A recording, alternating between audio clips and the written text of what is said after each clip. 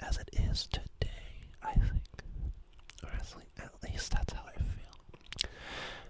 And so, yeah, like, it's so good. Everybody keeps going back to it. Which is crazy because, I'm pretty sure Damon Albarn has expressed in,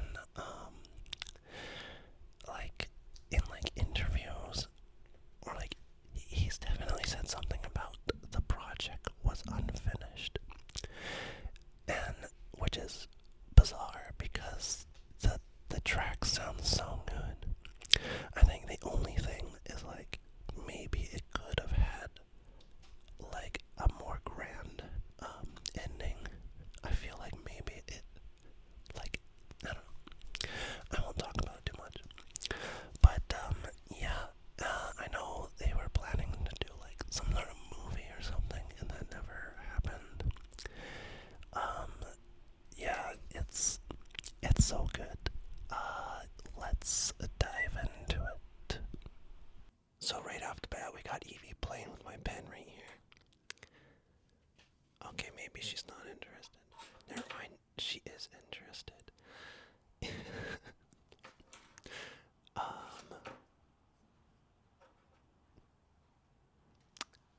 Okay,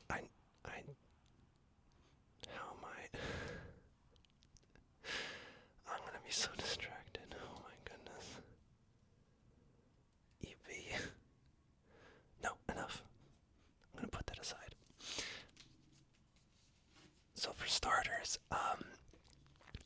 the vinyl version features I believe it's the second alternative artwork.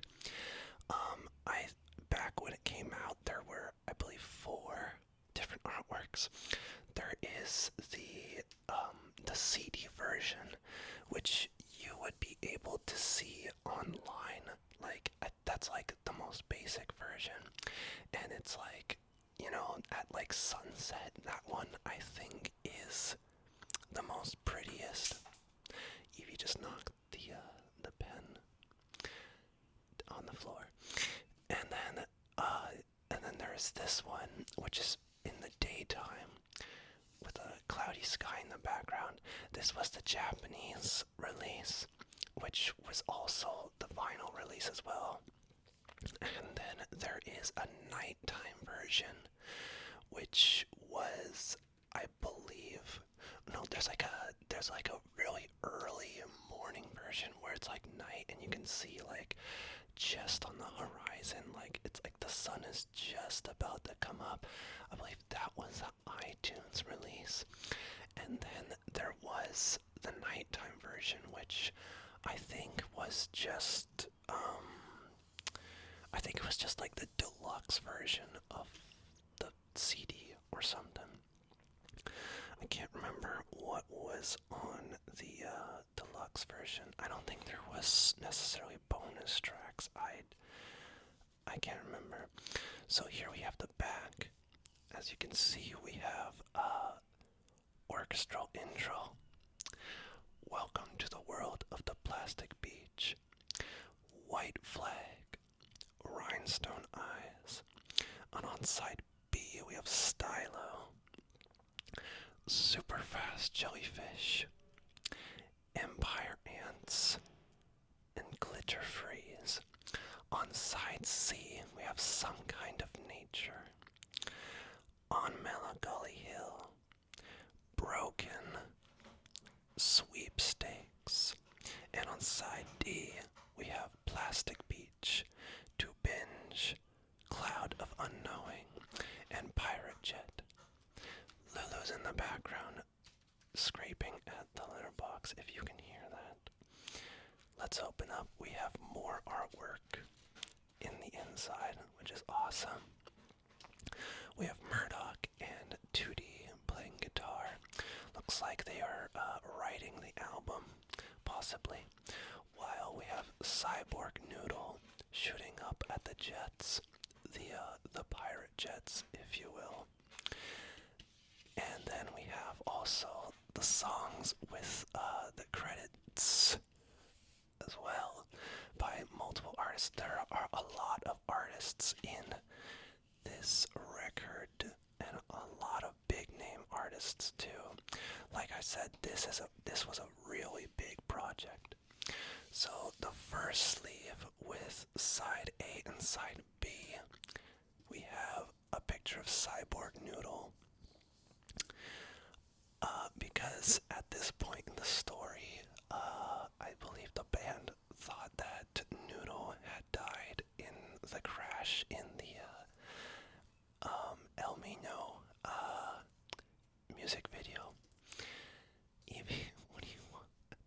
Evie doesn't know what she wants. She's going back and forth. I think she wants more pen action. On the back side, we have, this is a popular cover, the band, which is not the full band technically, unless Noodle is somewhere. No, not in the background. No, we just got 2D Murdoch, Cyborg Noodle, and Russell. And then for the vinyl, I'm pretty sure it's just, yeah, it's just black. It's been a while since I pulled this one out. Oh, there's a picture of the plane there. And there's a Gorillaz Plastic Beach. Cool. Awesome. I'll try putting that back in.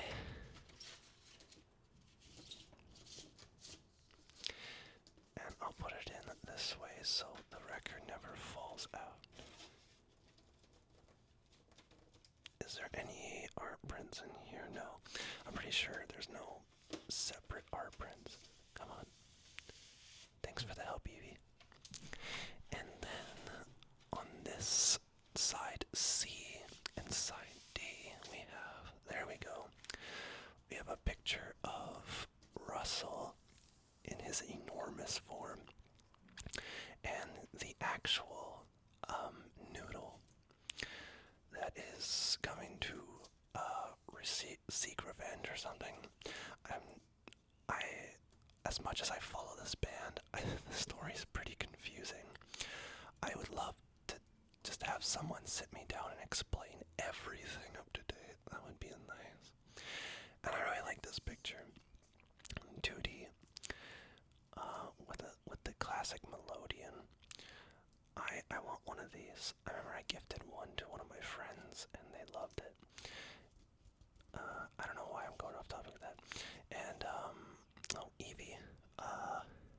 Evie, can you get up, please? Okay, well, Evie's gonna stay right there. We'll have this picture of Russell and Duty and, oh, no, Evie wants on my lap. Oh, baby.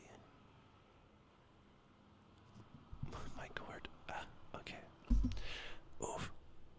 Okay, we'll put this back. I do have up on my screen the Spotify of Plastic Beach because there's a bunch of artists that I cannot name off the top of my head, especially a lot of like the orchestral stuff. One sec, just let me get it up. Yeah. Because the first track, I wouldn't have been able to remember it because it's like nothing like it's not like an artist I listen to or anything. So the first track is orchestral intro. It sets the tone for the whole album. It's a really good opening track. It features a Symphonia Viva, which I guess they're just like a symphony kind of orchestrated band. And it's pretty short. It's only like a minute long, but it transitions like really well into the next track, which is pretty much the opener for the entire album, which is called Welcome to the World of the Plastic Beach. And it features Snoop Dogg. You all know Snoop Dogg. I don't need to say much about Snoop Dogg.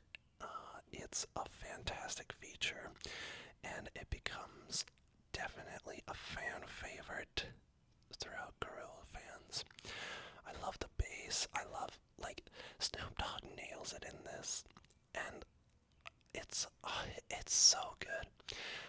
I I love that, like, he has one line in the beginning of the song, and then it's instrumental for like a minute straight, and like it takes a while for him to even like come into it and starts rapping. And his lyrics are so good. It's really good. It flows so well. He's always been good at what he does. It also has hypnotic brass ensemble doing all the like horns and instruments in the background. It's very full, very, very can't find words to express. It's good. You have to believe me. And then speaking of a lot of instruments and whatnot, we have White Flag coming in next as track 2. And that track, it features Bashi and what's his name? Wait, it's in the background. Kano. I'm not too familiar with them. Although Kano has a 2005 album I've listened to. I think it's called Home Sweet Home, and that's a pretty good listen. I would recommend that one. Bashi, I don't know too much. But yeah, and then the orchestra, the instruments are by this is why I have it up on my screen in the background. The National Orchestra of Arabic Music. And yeah, and there's not much to say. They nail it. There's a lot of like percussion, flutes. It's just like another orchestra ensemble. And this album is full of it. This album is full of so many different sounds. It has so much variety. And for an album that has just so much variety in different genres and sounds, it manages to keep everything all together into one theme, creating Plastic Beach. It's absolutely incredible. It flows so well. Like, just looking at this cover and the music it sounds exactly what you see here. It's beautiful. And then we go into Rhinestone Eyes. Rhinestone Eyes is a hit. It's a banger. Back when I first started listening to Gorillaz, Rhinestone Eyes was the one that actually like stood out to me in the album. And yes, call me basic, because when I was a kid, I just got into Gorillaz because I thought the characters were very cute, and I would ooh-woo over them all the time. And so, like, when I first listened to Plastic Beach, I didn't think too much about it because I was more into, like, the indie rock aspects of Gorillaz back in its older days. And so when Rhinestone Eyes played, it's like, it's the first track that actually has, like, 2D properly singing, or Damon Albarn, and it's just so good. It's so catchy. The synth lines are so good. And then him like singing through like a megaphone-ish sounding thing. Yeah, I love it. That being said, Plastic Beach and Demon Days, to be honest, Gorillaz was definitely the doorway to many other like musical genres. For me, like listening to, like when I was younger,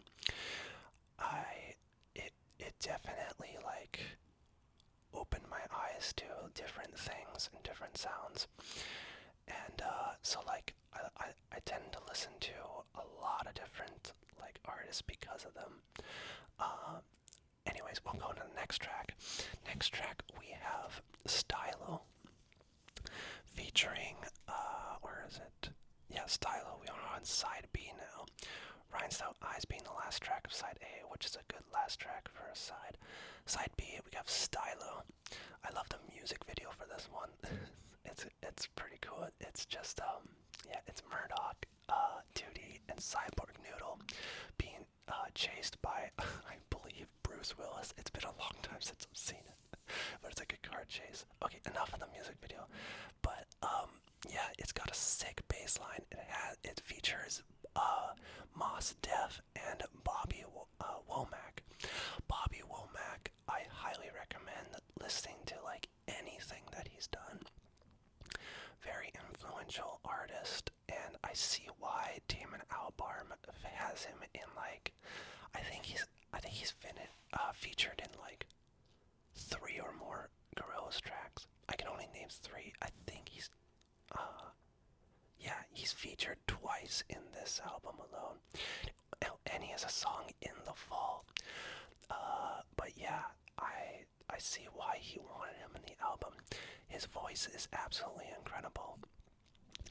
And Mos Def, I don't know too much about Mos Def.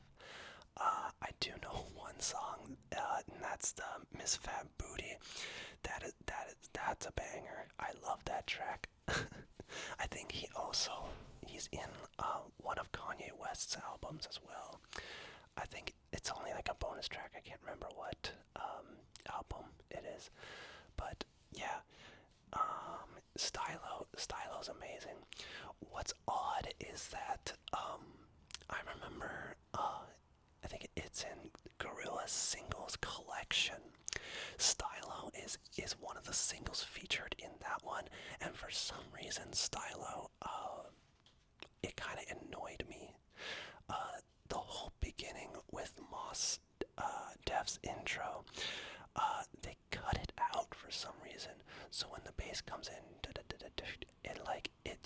it skips over his entire verse, and it goes right into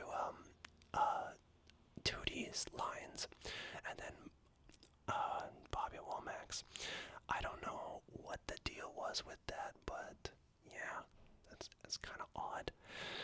And then right after Stylo, we have Super Fast Jellyfish. I love this track mainly because it has Del Sol, and it brings so much nostalgia to me. Del Sol is amazing. You should give Del Sol a listen. They are the featured artists in Feel Good Inc. from the previous album, and but like I remember when this album was starting to click with me, I was playing, this is like when I was a kid, I was playing a lot of, I think Metroid Prime 2 at that time, and,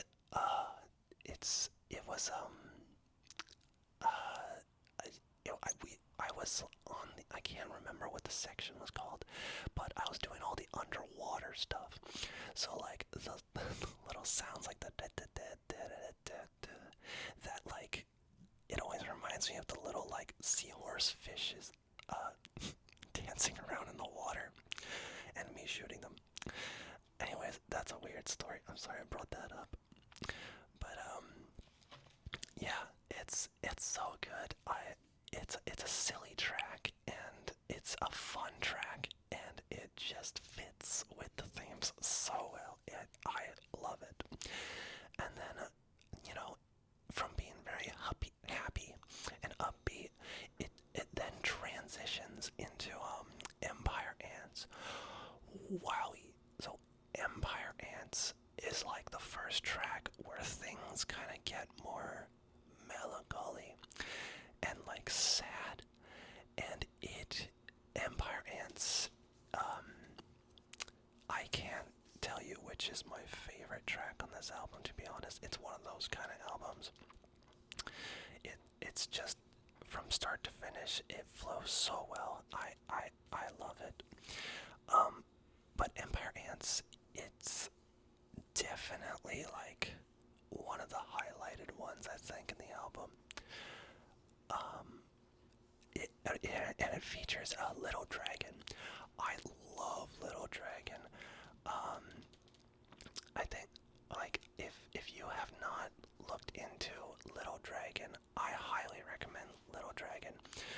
I think, what's a good, easy album? I think the album's called Ritual Union. I think that's one of the easier albums to listen to. Highly recommend. I also really like Rubber Band, and I can't remember, but her first album, why can't I think of the name of her first album? This is embarrassing. I listen to a lot of Little Dragon. Anyways, we'll move past it. It's it super fast into Empire Ants. It transitions incredibly well, and the build up to like the part when Little Dragon comes in and sings is absolutely beautiful and just hits so hard. And then after Empire Ants, we have Glitter Freeze. Glitter Freeze is right here. This one is like it's kind of like more. This one's more electronic. We're getting to like the more like electronic side of things in this album, even though it fits with the theme. So like we've kind of went from like orchestral stuff to like indie-ish rock to like hip hop, and then we're into like full electronic, and this one's really cool. I like the opening. Where's North from here, and it does the little what's it called? Why can't I think? Why can't I think? What's it called when you're doing the beeping things? Morse code. Morse code. Yeah. That's what it's called. And it's cool. It's really upbeat, and it features Mark E. Smith. Mark E. Smith is the lead singer of The Fall. The Fall's pretty cool. I haven't listened to them much. However, I listened to the album that he did with, I believe, Mouse Mars. I can't remember what the album is called, but that's a cool listen. It's pretty neat. I recommend that. But yeah, Glitter Freeze is really cool. A cool throbbing bass that goes all the way through, and like a synth line that like it almost gets obnoxious, but it grows on you. I love it. It's so good. And from Glitter Freeze, which is the last track of side B. That's actually a pretty good last track for side B. We go to Some Kind of Nature, and Some Kind of Nature features Lou Reed. I love Lou Reed features. I'm gonna be honest, I've never listened to an album by Lou Reed. I'm gonna be honest, but like everything that he features in, and he features in like a lot of artists that I listen to. He's such a good featured artist. Like I've loved everything that he's a part of. He's really good at just like adapting to whoever's style music it is. And this one's it's so catchy. It's got like little like piano lines. It's cutesy, and it's almost like a lovey-dovey song. And oh my gosh, I actually want to listen to that right now, I'm not gonna lie. But and like especially when he's like I'm trying to think about the lyrics. Like some chemical low, low, low, and like the bass like drops down with the way he does that. And when 2D comes into like some kind of nature, some kind of glue, it's amazing. I love it. Oh my god. Honestly, I think I'm not gonna lie. Because what I was saying earlier, like I feel like when it came out, it was kind of mixed reviews, and I feel like the Gorillaz, because Damon Albarn and Jamie Huey, they definitely did not want to be an alt rock band, like especially Damon Albarn. Damon Albarn did not want Gorillaz to be like another Blur, as much as he loves Blur. But like I feel like Gorillaz was definitely put into that category, that genre of music, especially with Demon Days. Like even though like there was hip hop artists like De La Soul and Feel Good Inc. Feel Good Inc. was like featured on so many like alt rock radio channels, and like I feel like the assumption that like their next album was gonna be like Demon Days was really high, especially when they make their comeback in the album Humans. But that's for another time. I can't wait to talk about Humans. Spoiler alert, I love Humans. Love Humans. But, love Humans. But, but yeah, and I think the reason why people were mixed about it is that it's all like people that expect Gorillaz to be like what they used to be, like more alt rock-ish kind of band, and then so like there really is a lack of 2D singing throughout this album because there's so many featured artists. But I've come to love the more like the idea. Like I personally think, this is my opinion, Damon Albarn or 2D in the band, I think he should actually have less singing time in Gorillaz songs.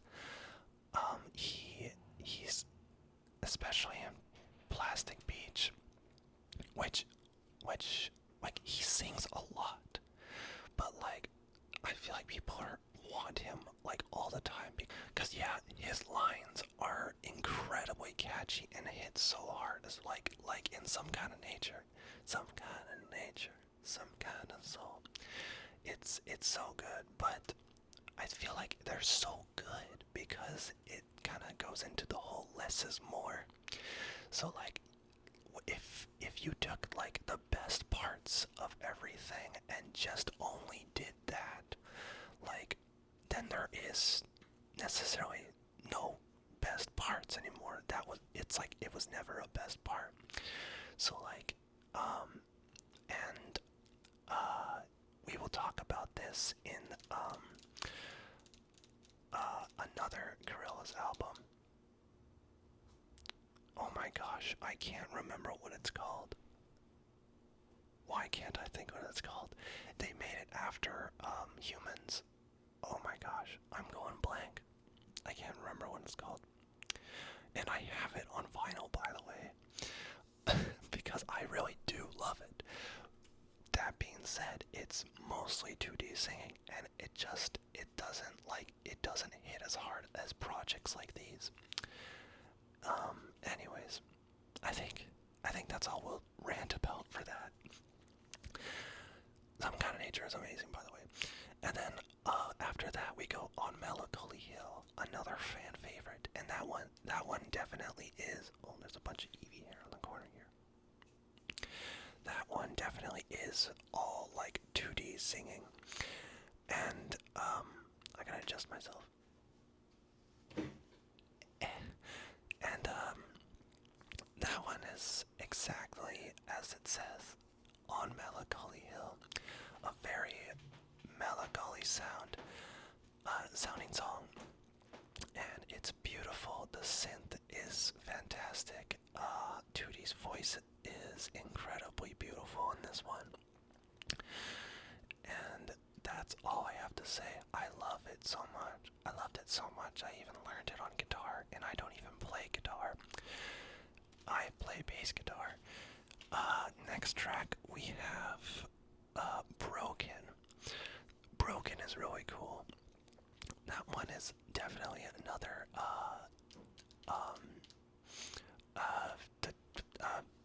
like just 2D singing. So On Melancholy Hill and Broken are like two songs. I think On Melancholy Hill, Rhinestone Eyes, and Broken are the only songs that involve just 2D singing. Broken has got a really cool melodian sound in there too, which I really like. It's a good song. And then right after that we have a very, very odd song, Sweepstakes. This one always, I think about this one a lot when I listen to this album. It opens with like a drum machine thing, which, by the way, I just want to make note that there are so many points in this album that I can't tell if they're using MIDI drums or real drums, and I wouldn't doubt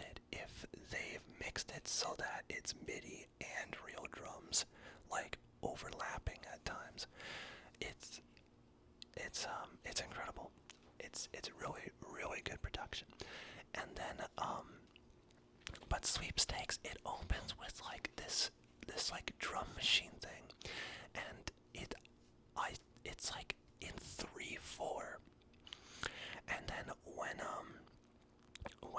Mos Def comes in, which Mos Def is in this in Sweepstakes again, it's it it almost sounds like when you know the song like very well, it's awesome to listen to, but for first listen it almost seems off, because I think he's trying to rap in 3/4, but like it's not going along with the drum beat very well. And then this is a song that just progressively adds more and more. And then at some point after the verse and after a chorus, they add like some more percussion stuff and like a synth line, and then he starts singing in 4/4 while the drum machine is going on in 3/4, and then when everything comes together, suddenly everything else is in 4/4 and the drum machine is still playing in 3/4, but it works so well. And because of the awkward intro, it feels like it feels like I don't know how to explain it, like something that is full and complete. I don't know. It's really good. Yeah, I definitely highly like try to listen to this song and count in 3/4, and then also count in 4/4, and it works. It works really well. Evie, what do you want, Evie? After Sweepstakes, oh, that's another good. Sweepstakes is a good closer for a side. And then we go into Plastic Beach. Now, Plastic Beach, this one features Mick Jones and Paul Simonon. I think Simonon. These are the members of, what is it? The Clash. Yeah, not Mick Jones from Foreigner. Mick Jones from Clash. And this is such an iconic song. Like, if there's a song to name the album after, it's definitely this one. I love the beginning with the guitar. It definitely gives off like end of the day at the beach vibes, you know, when you're almost like when you're packing everything up. I love it so much. Evie, wanna come on my lap? Evie wants to come on my lap. No, you just want to rub your head against my things. Yeah, and I love how the vocals are mixed in that one too. It's so cool. Another one that Tootie is singing. And then, I think one of my favorite Gorillaz songs ever, for the longest time, that is, To Binge. I love this track, and it's definitely the reason why I got into Little Dragon, although Empire Ants definitely sounds like more of something Little Dragon would have wrote. To Binge is just so cute. I love it. It's just a back and forth with this one. Actually, it kind of sounds more like Damon Albarn singing than Tootie, if that makes sense. But it's just back and forth. It's very lovey-dovey, and it's got nice bendy guitars and like a little like organ sounds with like kind of percussion stuff, and it's so beach-like. Like, yeah, it's a beach song. It's hella a beach song, a lovey-dovey beach song. And then right in that, after that, we go into a slow song, Cloud of Unknowing, and this one, yeah, very sad. This one also has Symphonia Viva from the orchestral intro, which, by the way, I think I just want to cut back to that intro. I could have sworn that. Actually, you know what? We'll get into it at the end, if I remember. But this one also involves Bobby Womack.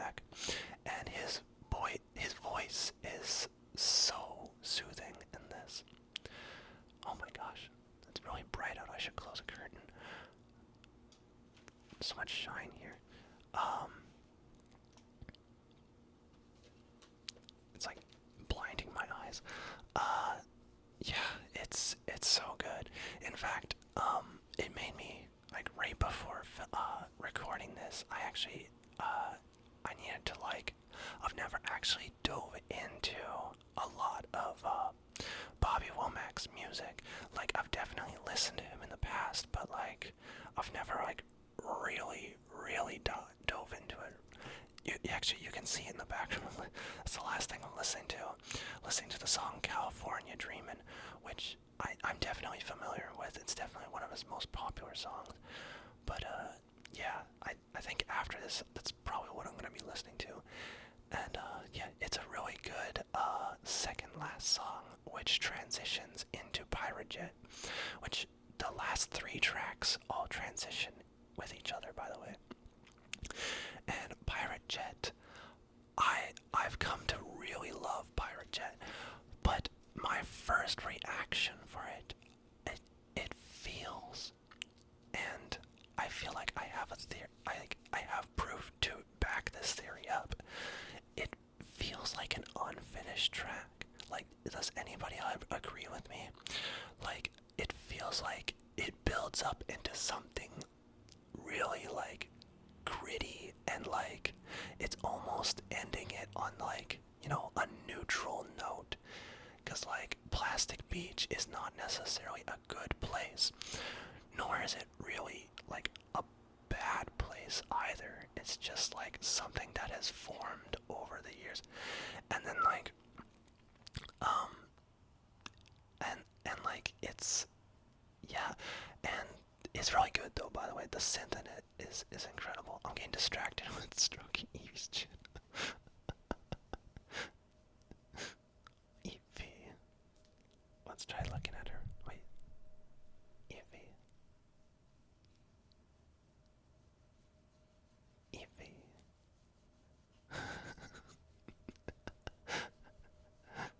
Baby.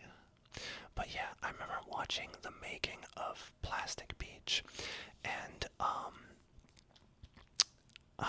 it's like the making of the actual cover, which this cover, by the way, is like is a real model, and is like the size of a room. Like it's huge. It's a humongous model. Like everything in this project was massive, and I remember in this like documentary thing, it plays Pirate Jet, but it almost feels like it's a, or maybe it's a different song I'm thinking of. But I could have sworn there was like an extended, it was playing like an extended version of it, or at least a different version of it in the background. I think it also played like an alternate version of what was it? A Glitter Freeze. I think there's like an alternative version out there as well. And I believe what I was saying earlier about the intro, I think the intro was like a much longer song as well, but they only used it as an intro. It definitely feels at times, or at the time, it felt like an unfinished project. And considering like how good it is absolutely incredible. I bet there is so much unused material for this album. There's probably so much out there. Like, yeah, I can't imagine what's all on Damon Albarn's laptop. But that's the whole album. I'm trying to think of anything else to mention before we end things. And I do need to feed Evie and Lulu. That's for sure. Maybe that's what she needs. But yeah, this album is incredible. It ages like fine wine, like I said, and it only gets better. It really only gets better, and I highly if you haven't listened to it, I highly recommend you give it a listen.